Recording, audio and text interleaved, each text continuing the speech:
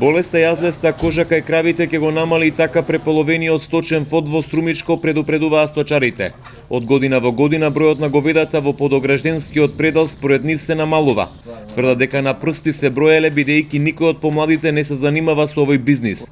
Иронаков имал над 100 грла крави, кој сега ги сведел на 20-тина, оти нема кој да се грижи за нив.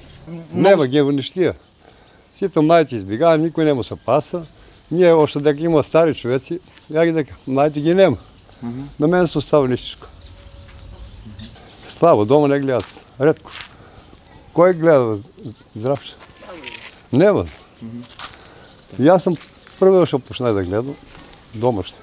Во повеќе населени места во овој регион се регистрирани жаришта на јазлеста кожа, а грлата со симптоми на оваа болест се уништуваат. Во Струмичко и Ловица сточарите реагираат што надлежните не превенирале навремено и се плашаат за својата иднина.